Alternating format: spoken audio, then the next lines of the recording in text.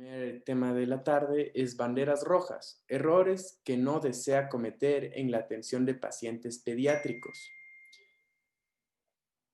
a cargo de la doctora Diana Vega, quien es médico especialista en pediatría por la Pontificia Universidad Católica del Ecuador. Es especialista en nutrición pediátrica por Boston University School of Medicine.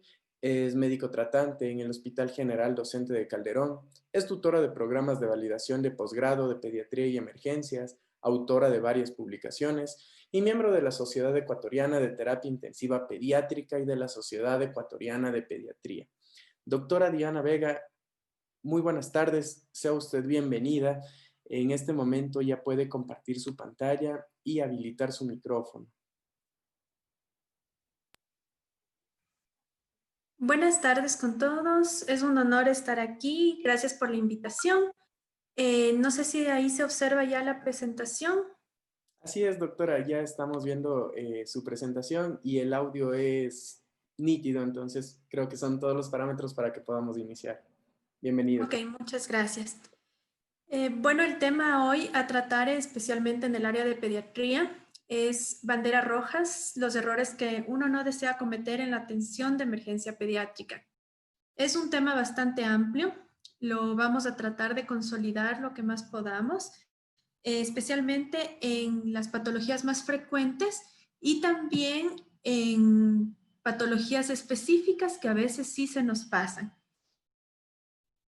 Como me habían ya presentado, soy médico especialista en pediatría, tratante del Hospital General Docente Calderón, donde considero ahora mi hogar y siempre prestos a ayudar a los niños. Los objetivos de la charla del día de hoy en realidad eh, queremos que ustedes se vayan con el aprendizaje para reconocer los signos más tempranos en las patologías comunes, más frecuentes que nos llegan a la emergencia y que esto nos sirva para sospechas y decisiones en nuestros tratamientos antes de complicaciones en los pacientes pediátricos. Queremos también que identifiquen y se esquematicen mentalmente un orden de atención para cada paciente pediátrico que llega a nuestra emergencia, identificando también las banderas rojas que nos hagan sospechar en las patologías menos comunes y que a veces se nos pasa por alto. Lo que vamos a tratar de realizar aquí es mantener un esquema dentro de nuestra mente para las atenciones en general y posterior a esto vamos a ir por patologías específicas con algunos tips para que ustedes no pasen por alto muchas veces las enfermedades en los niños que luego vienen ya con complicaciones. Bueno, ¿quién no ha visto este cuadro en nuestros hospitales? Es la sala de espera de la parte pediátrica, siempre con los niños con patologías, porque para sus padres todo niño tiene que ser atendido prioritariamente, tiene alguna patología y es así que la situación en pediatría es que no solamente tenemos pacientes pediátricos que son los niños, sino los pacientes que son los papás a los que también tenemos que dialogar, con los que también tenemos que tener un acercamiento y tratar de explicar, especialmente cuando realizamos el triaje, por qué lo vamos a atender a otro antes que a su hijo. Entonces, sí es un poco más complicado a la atención a los pacientes pediátricos porque ya nos ganamos el acompañante también. Bueno, este es un esquema que siempre vamos a tener en cuenta. Este esquema nos va a ayudar bastante en todas las decisiones que tomemos en la parte de pediatría. Esto siempre tenemos que llevarnos, es un ciclo que nos va a ayudar a evaluar, a categorizar, a decidir y actuar. Entonces, cada parte de este ciclo que vamos a tener nos va a ayudar a tomar las decisiones correspondientes y es algo que tenemos que poner en práctica constantemente.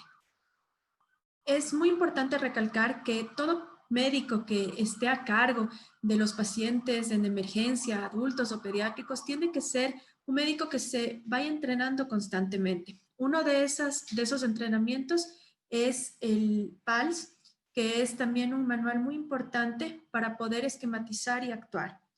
es necesario que los médicos que tienen los pacientes pediátricos tengan este tipo de cursos de entrenamientos a lo largo de su vida, no solamente una vez, sino siempre ir actualizándose. Y este ciclo es parte de esto.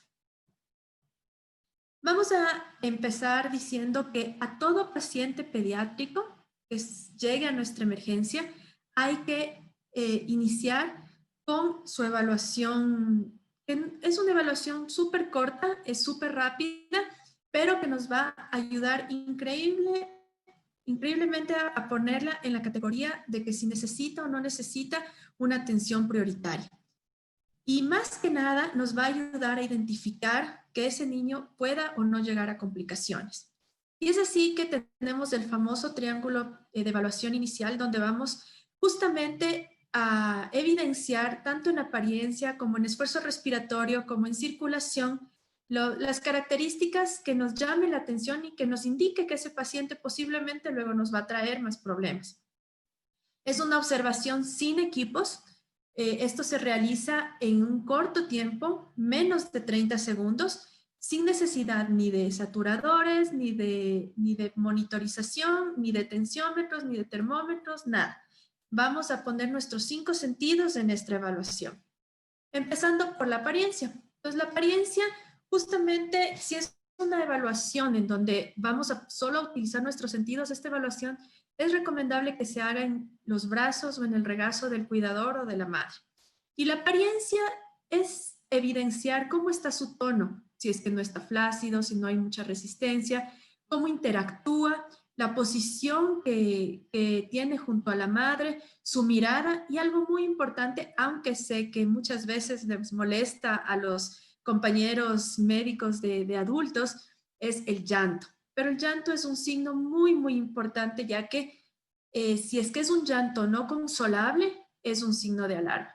Muchas veces los niños, al estar en un ambiente donde se asustan, donde ven a personas extrañas, van a presentar un llanto, pero si es que se consuelan con la madre, esto es muy diferente a un llanto que no consuela ni con la madre. Nos habla de un llanto de dolor, de un llanto mucho más irritable y que nos puede dar indicios de otras patologías. El esfuerzo respiratorio, la posición que adopta, especialmente en niños más grandes. La taquimia, y aquí le he puesto con signo de interrogación porque muchas veces solo nos fijamos en que si está o no está respirando rápido. Pero muchas veces la taquimia es un signo indirecto de otras causas, por ejemplo, fiebre o dolor. Entonces, si hay solamente taquimia, no es una alteración en el esfuerzo respiratorio, pero si se acompaña de ruidos respiratorios o signos de mayor o menor esfuerzo, eso sí es una alteración en este triángulo. Igual, las apneas de por sí solas es un signo de alarma muy importante. La circulación, simplemente con verle el color de la piel, nos podemos dar cuenta si hay alguna patología, si es que hay cianosis, palidez, rubicundez, ya nos guía hacia una causa o hacia un indicio de alguna complicación que pueda llegar a tener, más aún si es que vemos hemorragias evidentes o lesiones. Y aquí sí es necesario, si es que es posible, evidenciar el llenado capilar. Estos 3 parámetros son muy importantes porque a menos que el niño que viene sea un cardiópata, es muy difícil que un niño de por sí entre a una parada, a un shock sin causa aparente. Muchas veces nos han dicho los niños estaban bien y está parado. Entonces, aquí hago acuerdo a algo que nos decía nuestra querida mentora alguna vez, es que los niños avisan cuando van a complicarse. Nos avisan si es que les falta oxígeno, mediante su circulación nos avisan si es que les faltan líquidos, nos avisan que si es que están con algún problema respiratorio que les va a llevar a una falla respiratoria y posteriormente cardiocirculatoria. Entonces, con tan solo evidenciar estos 3 parámetros, nosotros ya podemos prepararnos para lo que vamos a tener que evaluar. Y empezando por las grandes emergencias, las primeras, las respiratorias, nosotros podemos agruparlas en 4 grupos o conjuntos de signos o de enfermedades para buscar en emergencia. La primera es la obstrucción de la vía respiratoria superior, que, como sabemos, puede ser un cuerpo extraño o el famoso CRUP, la obstrucción de la vía aérea inferior como un proceso asmático, una enfermedad del tejido pulmonar donde ya vienen las neumonías, bronquiolitis, o un control de respiración alterado que es parte ya neurológica. Pero estas emergencias respiratorias, mucho más allá de buscar el nombre y el apellido, hay que primero estabilizarlas. Y aquí es cuando viene nuestro famoso esquema mental, nuevamente que muchas veces nos hace falta el orden, y es el ABCD. Entonces, este esquema mental quiero que se lleven siempre en su mente y que trabajen no solo en forma longitudinal, sino, si es posible, y con un adecuado equipo, especialmente en la emergencia, de forma transversal. Especialmente teniendo en cuenta que en todo este proceso van a evaluar, a categorizar al paciente, a decidir y actuar. No se van a quedar en una evaluación o en una categorización, sino que ya una vez que deciden van actuando en cada punto. En las emergencias respiratorias, la vía aérea la vamos a ver como una vía aérea mantenible o no mantenible, una vía aérea despejada o obstruida. ¿Qué tipo de respiración tiene o si tiene presencia de apnea? Si esto no nos demora más de 10 segundos. Y tan solo posicionando la vía aérea, nosotros podemos mejorar bastante la condición del paciente. Aquí he puesto algo muy importante como nuestra bandera roja inicial, que es la saturación normal. No quiere decir que no necesita oxígeno.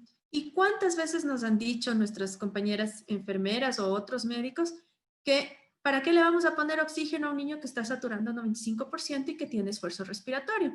Y es una pregunta que tiene una respuesta súper fácil. El paciente pediátrico metaboliza o tiene un metabolismo de su oxígeno 3 veces superior a la de un adulto.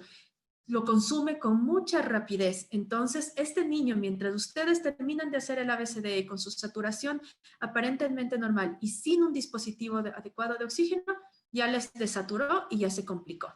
Entonces, siempre la intervención, colocar un dispositivo de oxígeno que en la mayoría de bibliografías, en todas las bibliografías, indican al 100% como una mascarilla de no reinhalación con reservorio, pero muchos sabemos que en la mayoría de centros de salud, e incluso en grandes hospitales, a veces escasean. Lo importante es saber de dispositivos de oxígeno, saber en qué dispositivo puedo ocupar tanto litraje y no realizar los errores, por ejemplo, mandar una cánula nasal con un bajo flujo a 7 litros por minuto, que nos ha pasado. Entonces, es muy importante escoger adecuadamente el dispositivo de oxígeno a la mano y el ideal que podamos obtener. Continuando con la ventilación, vamos a observar su patrón, su frecuencia respiratoria, su esfuerzo respiratorio, los movimientos y los ruidos. Y aquí es muy importante y comprendo totalmente que la mayoría de emergencias tenemos un problema grande administrativo y burocrático. Es decir, que si nosotros ya identificamos una causa en donde necesitamos, por ejemplo, unas nebulizaciones, lo primero que nos piden siempre es hacer la receta. Entonces, ese es un problema administrativo que debemos solucionar en cada emergencia porque la intervención debe realizarse en el sitio. Si ustedes ya evaluaron que necesita una nebulización porque tiene una obstrucción inferior, deciden hacer esa nebulización, pues tienen que actuarla, tienen que hacerla, y eso sí necesitamos más diálogo con la parte administrativa para que los medicamentos no se difieran mucho más allá de lo necesario, ya una vez evidenciados los signos de dificultad respiratoria. En la parte circulatoria, como les decía, esto es un ABCD completo. El paciente, muchas veces en la parte respiratoria se olvidan de la parte circulatoria y nos olvidamos de evaluar la frecuencia y ritmo cardíaco, el color y temperatura de la piel. Nos olvidamos de palpar pulsos periféricos y centrales y nos concentramos en coger una vía. Si la logramos coger, que muchas veces nuestras enfermeras lo realizan, no es necesario tomar todos los exámenes. Muchas veces lo hacemos por optimizar la vía, pero es necesario una glucosa capilar y lo más importante, evaluar el llenado capilar del paciente y aportar líquidos.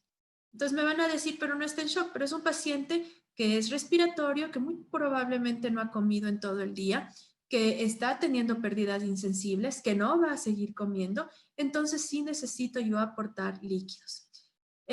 Tomen en cuenta, como en otras charlas también se han dicho, la tensión arterial es el último parámetro alterado, entonces no vamos a esperar que eso se nos altere o el llenado capilar para nosotros también poder dar un aporte adecuado al líquido. El déficit neurológico también es importante. En las emergencias respiratorias, si uno ya tiene un paciente con un déficit neurológico que está somnoliento, que no reacciona, probablemente podemos estar hablando también que hay un grado de hipoxia, igual con los síntomas acompañantes, por lo que es muy importante esta valoración. Y el control de temperatura. Tanto si está febril, utilizar los medicamentos in situ para controlar esa temperatura, como si está hipotérmico, si ya lo hemos revisado, lo vamos a cubrir. En las emergencias cardiocirculatorias tenemos algunas diferencias en el manejo en sí y algunas cosas que se nos pasa por alto. Muchas veces nos llegan pacientes con cualquier tipo de shock o alteraciones del ritmo y los más complicados son los cardiópatas que vienen descompensados, porque ellos requieren un manejo diferente.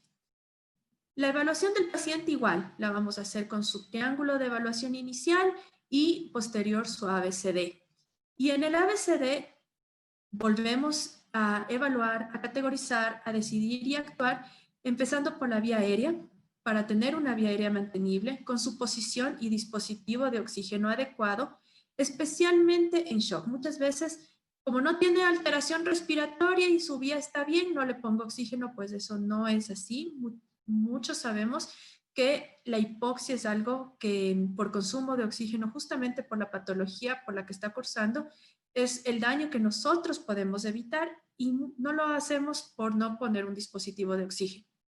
Aquí como bandera roja también he puesto el cuidado especial en cardiópatas, especialmente si son cardiópatas conocidos. Las mamás tienden a indicarnos que son cardiópatas o tener en cuenta qué tipo de cardiopatía es y qué oxígeno o a qué concentración puedo yo utilizar dependiendo de la edad. Esto más pasa en los pacientes neonatos o lactantes pequeños, en donde muchas veces tienen alguna patología, nosotros les iniciamos oxígenos a grandes concentraciones, PSA dependientes y más bien les podemos hacer un daño. En la parte de ventilación, igual vamos a ver todo correspondiente a su patrón respiratorio, a su frecuencia, a los movimientos alterados y nuevamente no podemos diferir la medicación. ¿Por qué le he puesto como presencia, teniendo en cuenta presencia de antecedentes? Porque si tenemos un paciente cardiópata, muchas veces no pueden usar cierto tipo de medicación y eso hay que tener en cuenta. Sin embargo, si yo necesito hacer una intervención que más me va a dar beneficio que riesgo, sí tenemos que evaluar y decidir conforme a este punto. La parte circulatoria es muy importante. Una vez identificado la frecuencia y el ritmo cardíaco, el color y temperatura de la piel y muy importante los pulsos periféricos centrales y el llenado capilar, no podemos diferir, especialmente en un shock, un acceso intravenoso o un acceso periférico. Y aquí es importante la utilización de los accesos intraóseos. En ninguna circunstancia, si no se puede coger periférico, es indicación de una vía central. Muchas personas nos han llamado para que pongamos vías centrales en pacientes con shock, entonces eso es simplemente un grosso error. El acceso intraóseo debe ser una capacitación que deben tener todos el personal de emergencia, tanto enfermeras como médicos, para poder intervenir. Y ahora, más todavía con los dispositivos que tenemos, tanto los taladros como las pistolas. Y la técnica es muy importante. La más utilizada, si bien es cierto, es la técnica de intraósea en la tibia. Ahora ya sabemos que también la técnica en el húmero, especialmente en niños, nos da un aporte de volemia un poco más rápido, glucosa, porque siempre dentro del metabolismo de nuestros pacientes pediátricos, junto con el oxígeno, está su glicemia. Y una reanimación en líquidos, con líquidos en casos de shock, muy, muy precoz. Si es que sabemos que son cardiópatas, sí vamos a tener que ser un poco más conservadores y por Y no hay ninguna razón para que si después de una reanimación con líquidos que ha fracasado necesita drogas vasoactivas, se retrase esto. Por eso es muy importante el entrenamiento, porque muchas veces la situación de no utilizar una medicación o un tratamiento es por miedo de que no lo hayamos utilizado antes. Y es por eso que enfatizo en la necesidad de hacer el entrenamiento con PALS o con cualquier otro curso de reanimación o de manejo de pacientes pediátricos para poder dejar a un lado un poco este miedo y tomar mejor decisión. Cuando se trata de pacientes que vienen con alteración especialmente del ritmo, es muy importante que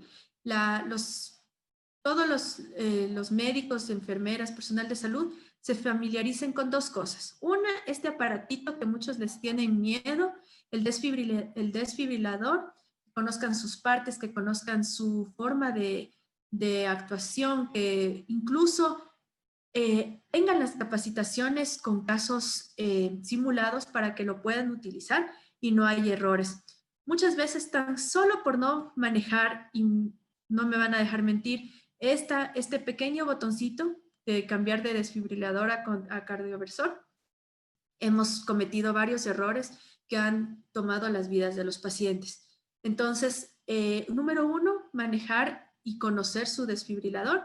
Y número dos, conocer los algoritmos de paro o de alteración del ritmo. Ahora, no todos tenemos una memoria muy prodigiosa donde vamos a memorizarnos paso por paso los algoritmos, pero sí podemos tenerlos a la mano en la emergencia. Debería toda la emergencia tener sus algoritmos de paradas cardíacas, de alteraciones del ritmo, porque no es ningún pecado no saberlo de memoria, pero sí es un grave error no tener de dónde o no saber en dónde buscar el manejo. Nuevamente, siempre después de la utilización de medicamentos, se reevalúa al paciente para ver si necesitan nuevas acciones. Déficit neurológico, igual evaluación, y algo que nos olvidamos es el manejo del dolor. Si es un paciente que ha venido en shock, que hemos tenido que utilizar una intraósea o que hemos tenido que cardiovertir, desfibrilar, hay que manejar el dolor. No podemos olvidarnos de esto porque esto también nos puede dar signos indirectos, confundirnos con taquicardias o con taquipnias que simplemente se pueden manejar con medicación para el dolor. La exposición, el control de la temperatura, nuevamente, sea hipertermia o hipotermia, hay que manejar esta temperatura y controlarla. El tercer grupo de grandes emergencias es las emergencias neurológicas. Las emergencias neurológicas vienen traducidas en la mayor parte de los casos por crisis convulsivas y estas crisis convulsivas nos pueden llevar a varias causas, a infecciones del sistema nervioso central o traumatismos o alteraciones hidroelectrolíticas. Sin embargo, lo más común en los pacientes pediátricos es ver a un niño como emergencia neurológica traducida en una crisis convulsiva. Y nuevamente nos vamos a nuestro ABCDE. El ABCDE en las emergencias neurológicas no difiere mucho de las otras, en realidad, emergencias.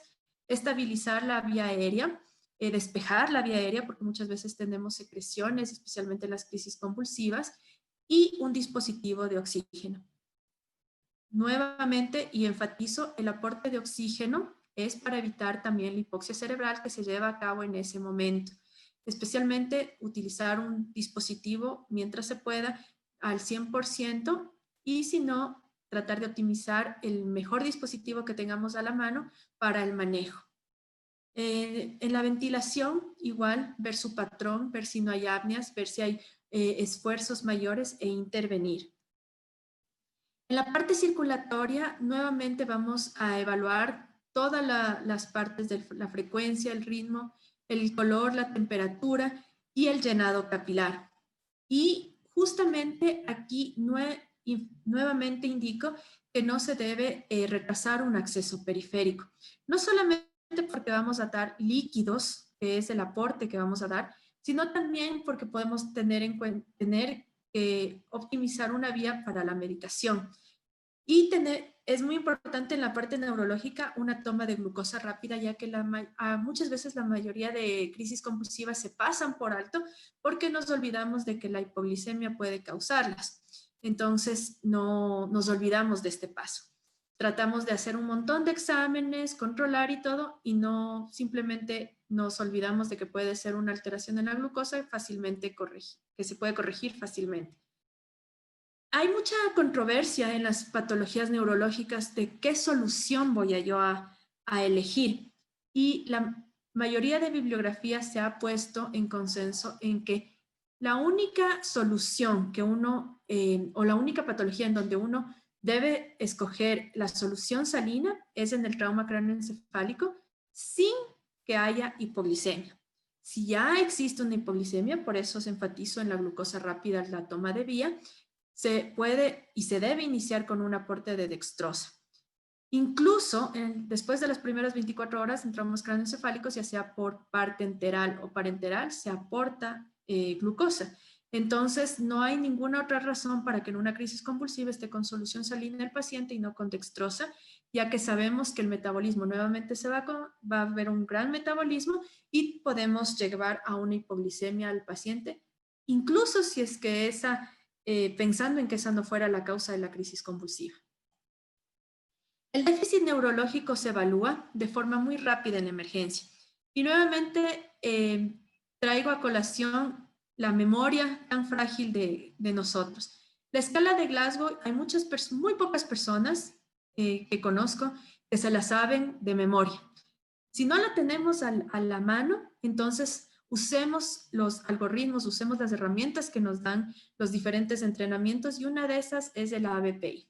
Si ustedes comparan el ABPI, que es una escala rápida de evaluación neurológica, es muy parecida a la escala de Glasgow, ya que evalúa si el paciente está alerta, responde al estímulo verbal, al dolor o está inconsciente. Entonces, si ustedes se dan cuenta, divide al paciente en una escala más o menos similar de mayor a 8 y menor de 8 conforme a la escala de Glasgow, y nos deja tomar una decisión rápida.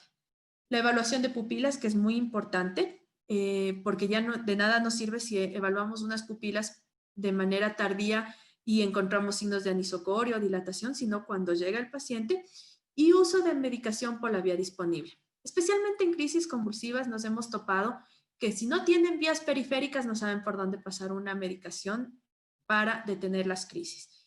Y es por eso que también se debe conocer la técnica para introducción de medicación diazepam o midazolam por vía intrarrectal.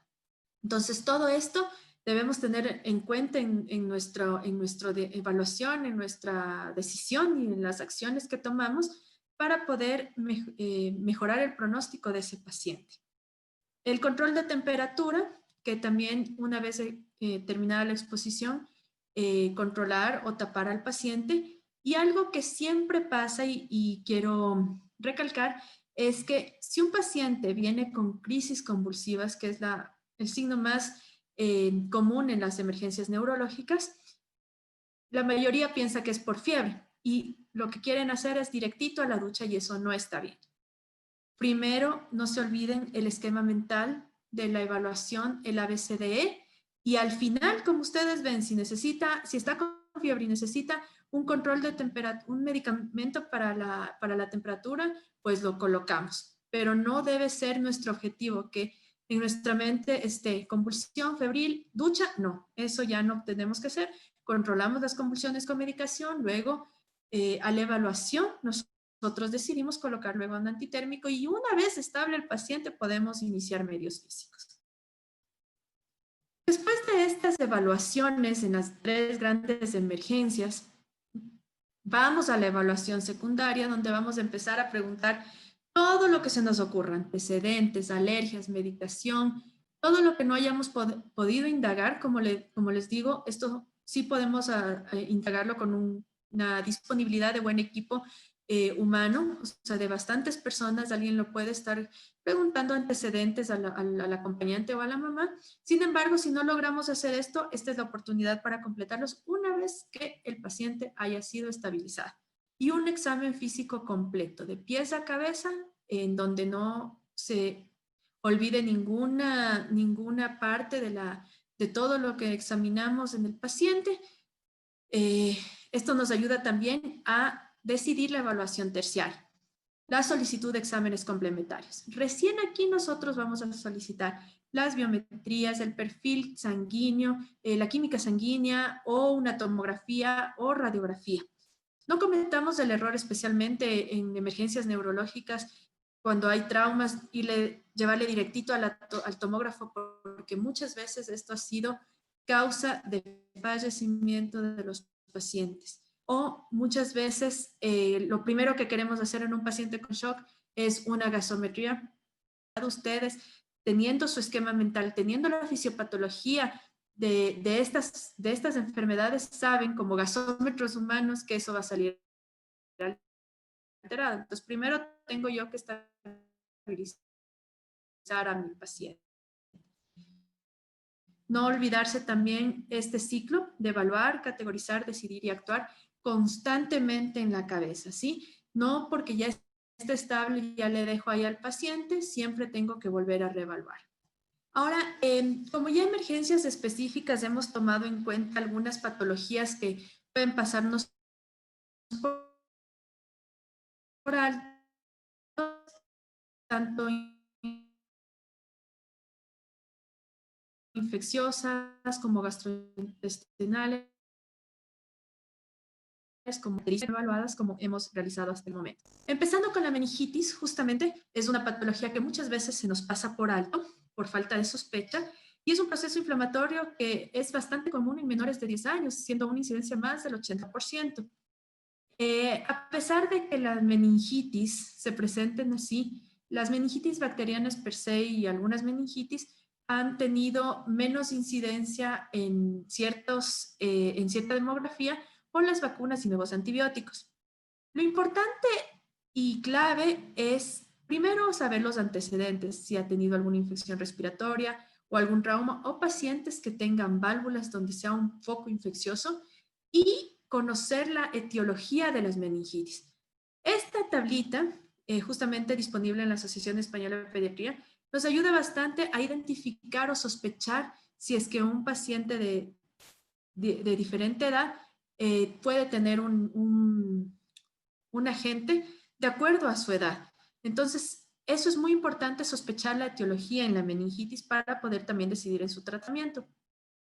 La clínica, como sabemos, en los niños no es clásica, al menos en menores de 1 año es sumamente difícil, ya que la clínica es muy sutil. Es así que el recién nacido tiene una clínica que empieza con fiebre o con vómitos. Posteriormente a esto puede convulsionar o presentar inapetencia, duerme más, llega a presentar apneas, y no todos, pero sí algunos neos llegan a presentar una fontanela bombada.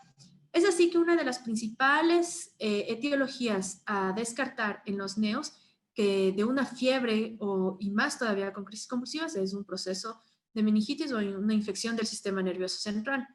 En el lactante, al menos menor a los 8 meses, la clínica va a ser casi igual que el recién nacido, muy sutil. En algunos estudios se ha evidenciado que a partir de los 8 a 10 meses podríamos tener tanto el signo de Brusinski como el signo de Kernig, pero no es patoneumónico de toditos los niños mayores de 8 a 10 meses. Y ya mayores de 1 año podríamos tener ya la clínica clásica con fiebre, convulsiones y rigidez nucal junto con los dos signos. El diagnóstico principal es la sospecha. La analítica de laboratorio es muy importante. La biometría nos va a orientar a un proceso infeccioso o no. El panel de electrolitos, incluso si sospechamos en que hay una infección del sistema nervioso, es muy importante también, porque nos va a hacer sospechar de un síndrome de hormona antidiurética o de alguna alteración también en sus electrolitos. El panel de coagulación es un requisito en realidad, justamente porque con eso también nos vamos a apoyar para la realización de punción lumbar. Y los reactantes de fase aguda como PCT, PCR, BCG para un diagnóstico etiológico más que nada. Se recomienda, es muy recomendado hacer una tomografía computarizada, especialmente con sospecha de hipertensión endocranial o alteración del sensorio, para poder hacer una punción lumbar. La punción lumbar, al igual que otros procedimientos, debe ser realizada por alguien que ya tenga más experiencia en hacerlo. Y les recomiendo a los médicos posgradistas, a los médicos residentes, a los internos, que se enfrasquen mucho más en los procedimientos en emergencia, porque ¿cómo se llega a tener esa experiencia? Entrenando. Entonces, si no nos involucramos a ver cómo se hace el procedimiento o junto con un tratante hacerlo, entonces nunca vamos a llegar a ser los expertos, ¿no? Y esta punción lumbar, al menos en niños, sí es un poco más complicada. Las contraindicaciones de la punción lumbar en realidad absolutas y relativas, como hipertensión endocraniana grave, una coagulopatía grave, un deterioro rostrocaudal, evidencia de sangrado o infección en el sitio de punción. Y les he puesto como relativas porque la inestabilidad hemodinámica o respiratoria debe ser corregida antes de llegar a este punto. Estamos hablando que ahorita estamos más o menos en evaluación terciaria, entonces ya pasamos por la evaluación primaria, ya compensamos la inestabilidad, por lo que podemos estar aquí.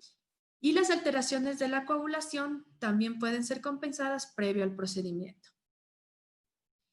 Hay muchas herramientas que nos pueden ayudar para tomar decisiones en el tratamiento, especialmente ya teniendo el citoquímico bacteriológico del líquido cefalorraquídeo, y justamente tenemos que apoyarnos en estas. Una de estas herramientas es esta tablita que nos puede ayudar a identificar la posible etiología, sea un líquido cefalorraquídeo normal, bacteriana, vírica o ya más raro, tuberculosa, y que nos ayude a elegir el tratamiento. También hay scores, hay un score muy facilito que es el score de Boyer. Si bien es cierto, puede ser un poco antiguo, pero todavía nos ayuda a decidir y complementa las manifestaciones clínicas con los hallazgos de laboratorio y con complicaciones neurológicas presentes. Entonces, nuevamente, esto nos va a ayudar a evaluar, a categorizar, a decidir y actuar justamente para no perder tanto tiempo. Las decisiones del tratamiento, principalmente el inicio precoz de antibióticos. Como podemos ver, hay muchas veces directrices para iniciar con antibiótico-terapia empírica de acuerdo a la edad, la monitorización continua, controlar nuevamente el dolor, la posición de la cabecera, y es muy importante que hablemos con nuestros cuidados intensivos o cuidados intermedios, porque esta monitorización y aislamiento debería hacerse al menos las primeras horas en estas áreas. Ha habido a veces controversias en el uso o no de los corticoides en meningitis. Hay bastante bibliografía entre que sí, que no. Sin embargo, les he traído un estudio realizado en el 2018 que lo encontré bastante interesante, actual y con bastantes participantes, 4.121 en Brasil. Ellos administraron dosis entre 0.4 y 1.5 miligramos por kilo día en 3 a 4 dosis, en 3 dosis hasta 4 días, y lo hicieron previo o con la primera dosis de antibiótico. Lo que ellos encontraron fue que las secuelas auditivas disminuyeron consistentemente, igual con las neurológicas, pero no encontraron alteración ni modificación en la mortalidad. Sin embargo, es una evidencia que se puede apoyar para la utilización de corticoides en meningitis bacterianas. Con respecto a la apendicitis aguda, que también es otra patología que se nos pasa por alto, esta apendicitis es una causa quirúrgica de dolor abdominal que no es tan, según la estadística, no es tan alta, es de 1 al 8% de niños, pero los errores que se dan al diagnóstico oscilan entre el 28 y el 57% en niños de 2 años, algunos indican incluso de 4 a 12 años, y prácticamente al 100% en menores de 4 años, justamente porque no es tan frecuente. Este estudio que se realizó en el 2017 evaluó los síntomas más comunes de los niños menores de 4 años, en donde predomina el dolor abdominal, los vómitos, la fiebre y la anorexia. Sin embargo, Es fácil diagnosticar una apendicitis una vez que se hacen peritonitis y es así como llega la mayoría de niños porque se les va tratando el dolor como gastroenteritis, como transgresiones y se les ha administrado analgesia, especialmente si son niños pequeños. Y es más en este punto, en este cuadro inicial, donde nosotros queremos identificar que en los estadios avanzados. Entonces, un cuadro inicial es cuando la evolución no va más allá de 24 o 36 horas, empiezan con simplemente inapetencia, un dolor periumbilical que muchas veces se va y no se va a la fosa ilíaca derecha, náuseas y vómitos y una temperatura que se le denomina como estado subfebril entre 37 y 38,5 grados centígrados. Y luego de esto avanza hacia ya más compromiso del estado general, donde nosotros vamos a tener signos que ya son obvios de una apendicitis, con un dolor más generalizado, hipertermias mayores, dolor a la descompresión con signos positivos ya propios del proceso apendicular o hasta una palpación de masa como un plastrón. Aquí hay que tener muy en cuenta que nosotros tenemos que estar súper atentos de que las diarreas no son traducciones siempre de gastroenteritis. Las apendicitis muchas veces ya cuando cursan con diarreas es porque hay signos de irritación peritoneal y eso nos tiene que llamar la atención. Cuando el dolor ha migrado y se instaura estos síntomas junto con fiebre, ojo, especialmente el dolor que no desaparece, que el niño se queja, que incluso no le permite hacer sus actividades o le pone en posiciones diferentes a las normales, no hay que pasar por alto, hay que seguir esa sospecha. El diagnóstico es una anamnesis realizada adecuadamente con un examen físico en un ambiente adecuado. Hay que tratar de que no haya llanto ni resistencias y que el niño coopere. En laboratorio sí hay alteraciones, especialmente en los leucocitos, puede haber de 10,000 a 20,000. Sin embargo, no hay necesidad, y no sé si a ustedes le han pasado, pero a mí sí, de pedir biometrías cada 6, cada 8 horas para identificar una alteración en los leucocitos. La clínica es predominante y puede tener pacientes con 10,000 de leucocitos o con 20,000 de leucocitos e igual ser un apéndice. Obviamente ya marcadas leucocitosis que también a veces no les toman en cuenta, ya incluso pueden ser signos de un cuadro con ya perforación apendicular. El examen de orina que también nos mandan a todos en la emergencia hacerles a nuestros niños puede salir normal. Sin embargo, se ha evidenciado que pueden presentar leucocitos o hematías dependiendo de la vecindad del proceso inflamatorio. Entonces, si aparece en esto y dicen, no, es una infección de vías urinarias, ojo, podemos pasarlo por alto. El PCR y la BCG sí están aumentadas en la mayoría. Sin embargo, si están normales, esto no descarta que sea un proceso apendicular. Con respecto a imagen, sí tenemos el apoyo de la radiografía. Hay signos que nos puede indicar como la presencia de un hilio, el asa centinela o el borramiento del lado derecho del psoas. La ecografía abdominal, sin embargo, sigue siendo el apoyo principal. Si bien es cierto, es operador dependiente, pero hay diferentes signos, como el dolor en la zona de compresión, el apéndice lleno de líquido y un tamaño en los niños más de 6 milímetros. Acuérdense que nosotros tenemos una diferencia entre los neos de 4,5 hasta los adultos de 9 milímetros. Por eso es que en los niños se ha establecido uno de 6 milímetros, que ya es indicativo de un proceso apendicular. La presencia de un apendicolito, el aumento de la ecogenicidad o si es que hay algún tipo de líquido también libre. La TAC de abdomen tampoco es un examen que se debería pedir rutinariamente, sino en los casos más complicados, especialmente si sospechamos de ubicaciones diferentes a las típicas, ya que primero es mayor irradiación, necesidad de contraste y se prolonga el diagnóstico. Lo más importante es que si ustedes tienen dudas de que ese dolor puede ser una apendicitis a pesar de que no sea tan clásica, mantener en observación al paciente. No lo manden a la casa, no lo manden a regresar como una gastroenteritis, simplemente mantenerlo en observación. Existen varias escalas que se han identificado, especialmente en un estudio realizado en este año, en el 2020, publicado en el 2020, Se evaluaron las tres principales escalas del test de Alvarado que tanto conocemos, el test de apendicitis pediátrico y un nuevo test de respuesta inflamatoria a la apendicitis en los pacientes pediátricos. Como ustedes ven, la diferencia radica en que se toman más parámetros de laboratorio. Sin embargo, los tres establecieron que tienen una muy buena valoración en niños para la decisión quirúrgica. Entonces, sí les recomendaría igual tenerlos a la mano, si es que la memoria es frágil, y utilizarlos para el tratamiento. ¿Cuáles son los puntos claves en emergencia?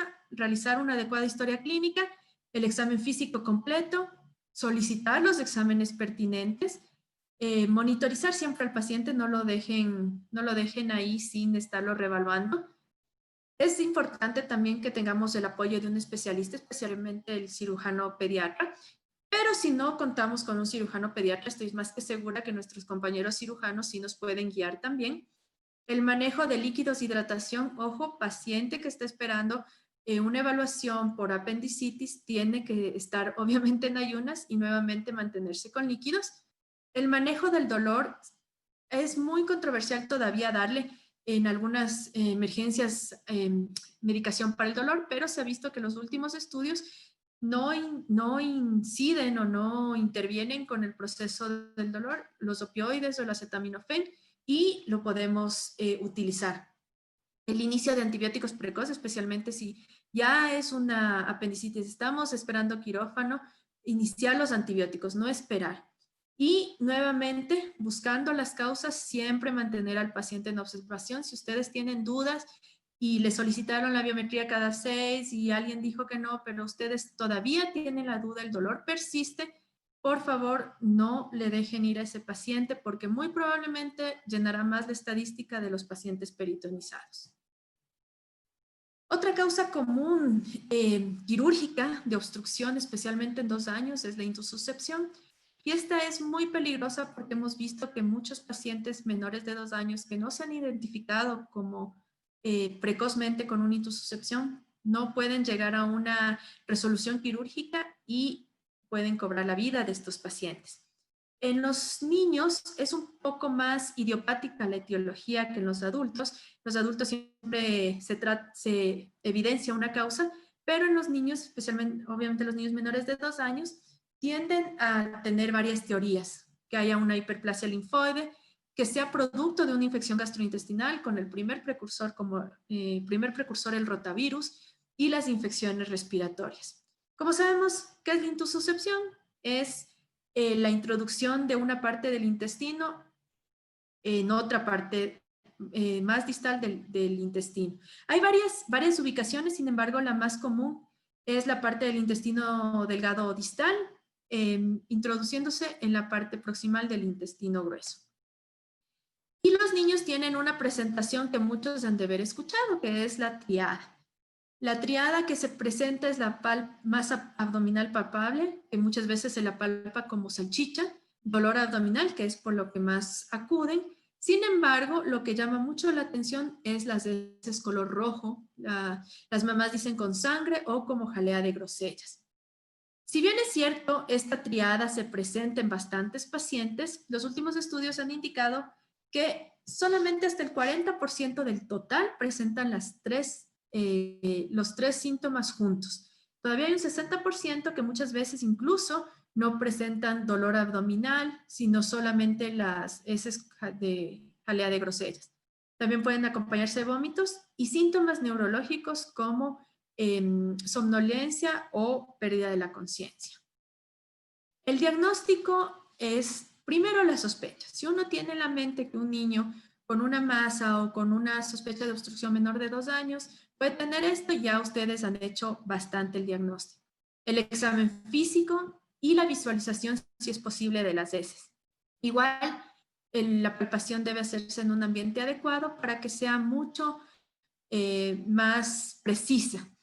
Los laboratorios no son tan específicos, si bien es cierto puede haber un aumento de leucocitos por el proceso inflamatorio, puede ser también normal. Lo que sí nos ayuda es que en los sangrados importantes nosotros evaluamos si es que hay una anemia grave y podemos ya prepararnos para compensarla.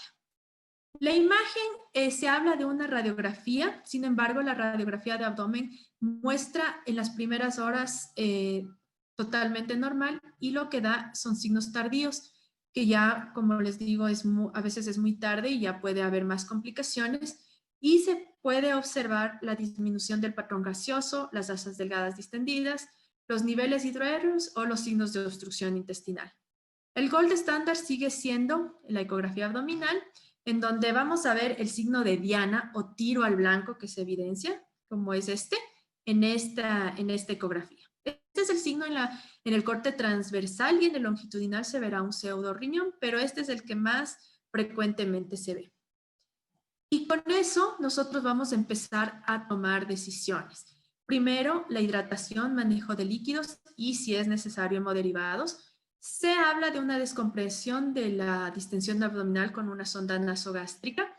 El manejo nuevamente del dolor es muy importante en estos pacientes y si uno ya tiene la sospecha precoz clínica, entonces la ecografía tiene que hacerse también de forma precoz para poder interconsultar a nuestro cirujano pediatra o hacer una referencia inmediata porque esta es una emergencia que puede cobrar la vida del paciente. Finalmente, las famosas fracturas que se evidencian en los niños y los niños, por su actividad, pueden sufrir las fracturas entre los 0 y los 16 años.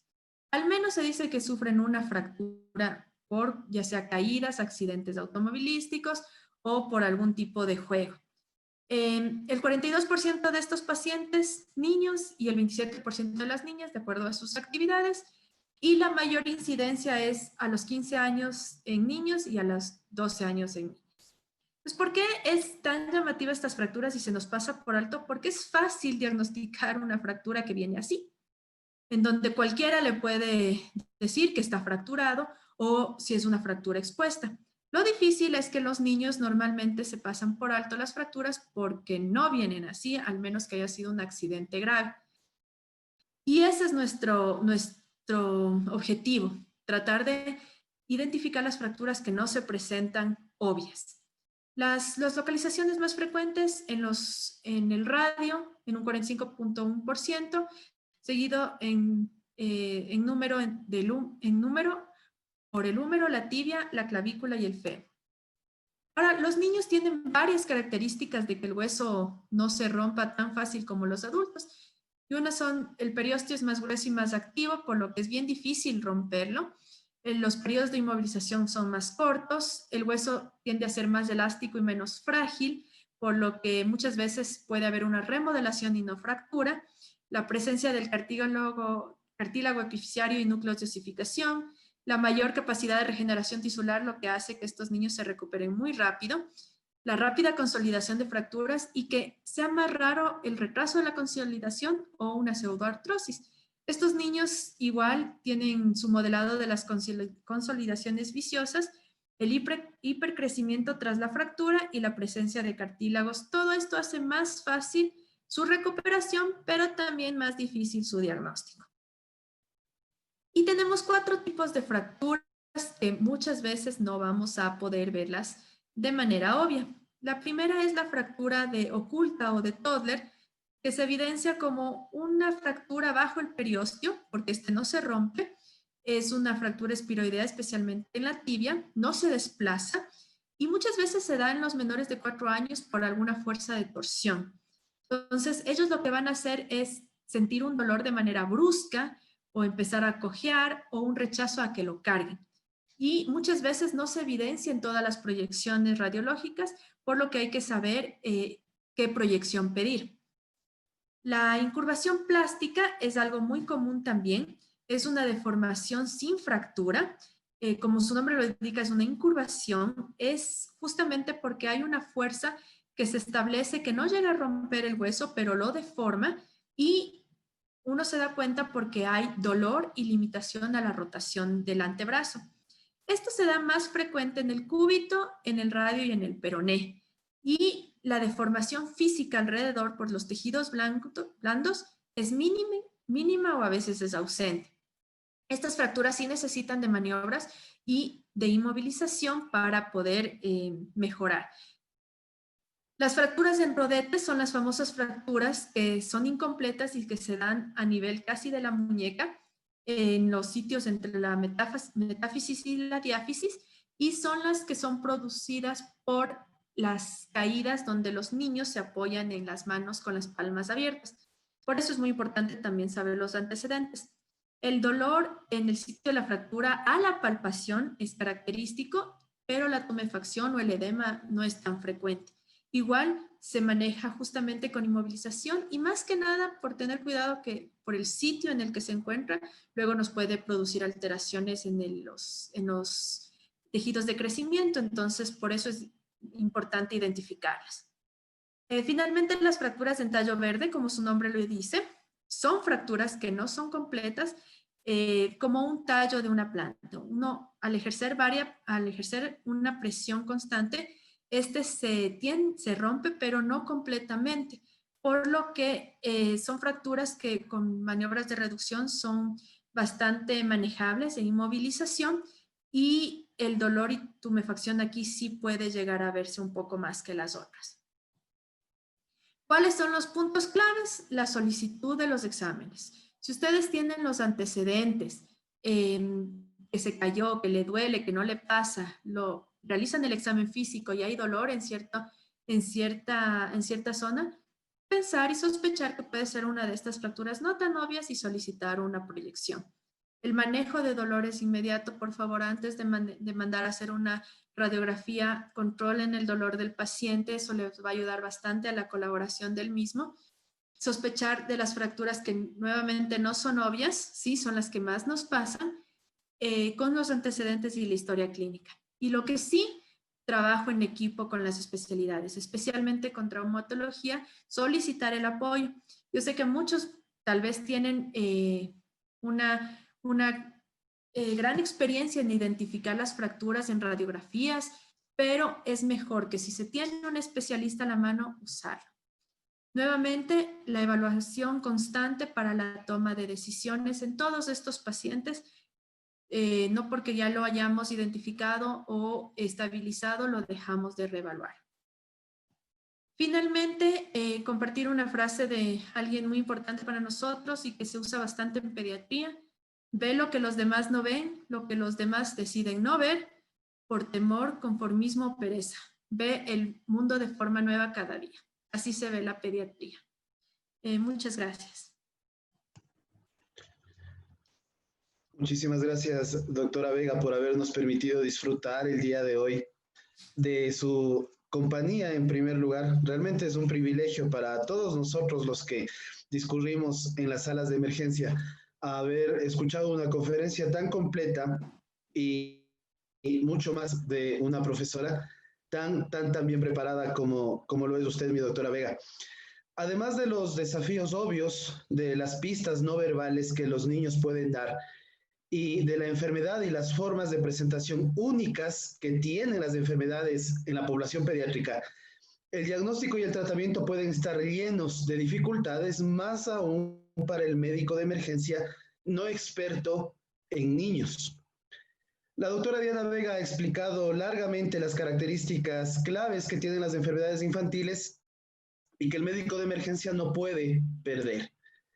Ha manejado temas específicos como meningitis, apendicitis, dolor abdominal, intususcepción y fracturas como los diagnósticos más comunes en la sala de emergencia, lo cual agradecemos.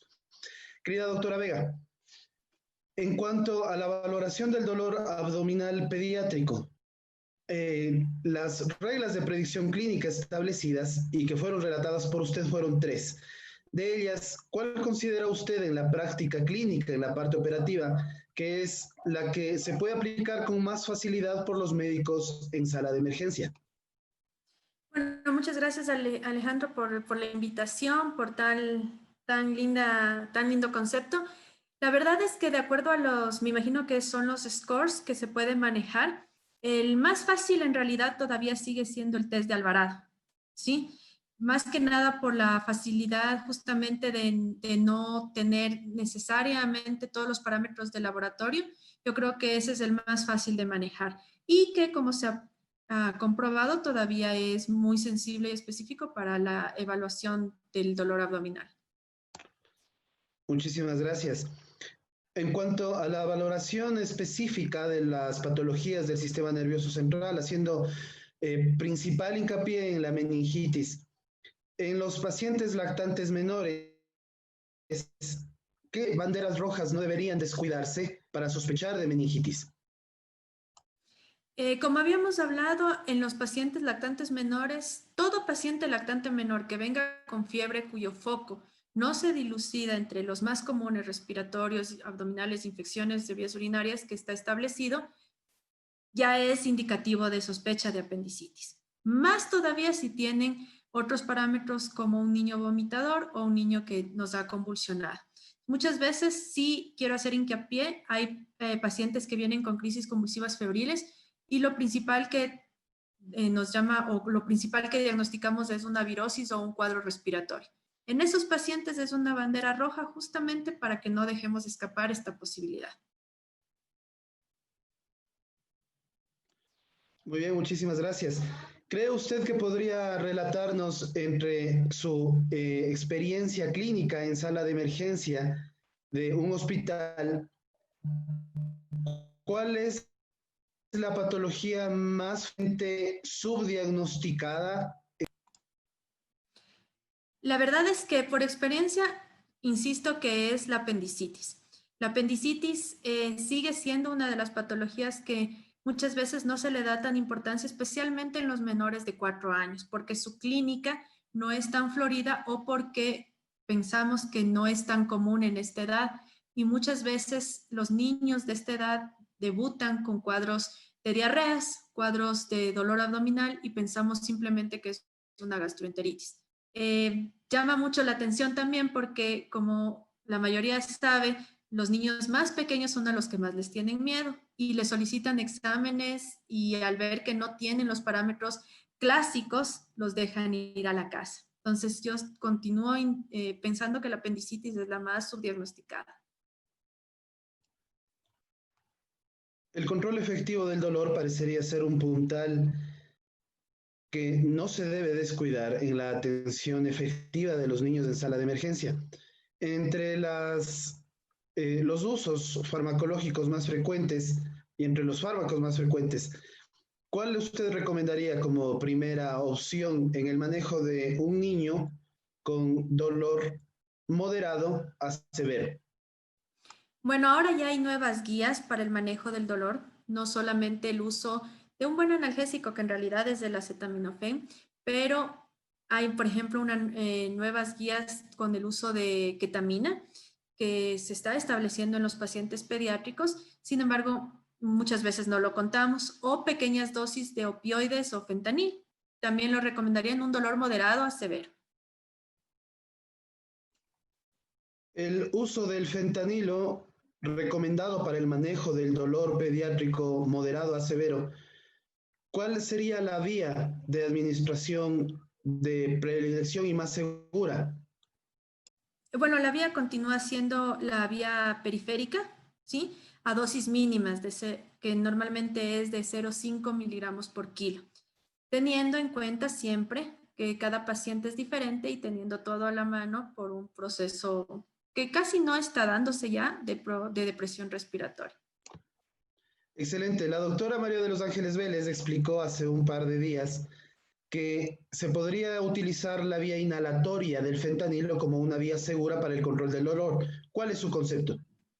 Sí se puede utilizar, lamentablemente primero hay que saber la técnica para utilizarla, la concentración, y eso todavía no estamos muy capacitados en las áreas de emergencia, pero sí sería una muy buena opción. Muchísimas gracias, doctora Vega. La doctora Frances Fuenmayor ha llegado y le damos la bienvenida. Queridísima doctora Vega, yo le agradezco con toda honestidad y con toda sinceridad por haberse dado un tiempo para acompañarnos en esta tarde. Estoy seguro que su conferencia ha sido de gran utilidad para una muy buena cantidad de médicos emergenciólogos que nos encontramos trabajando también y cumpliendo nuestras funciones en hospitales en los cuales también nos toca ver no solo poblaciones adultas, sino también poblaciones pediátricas.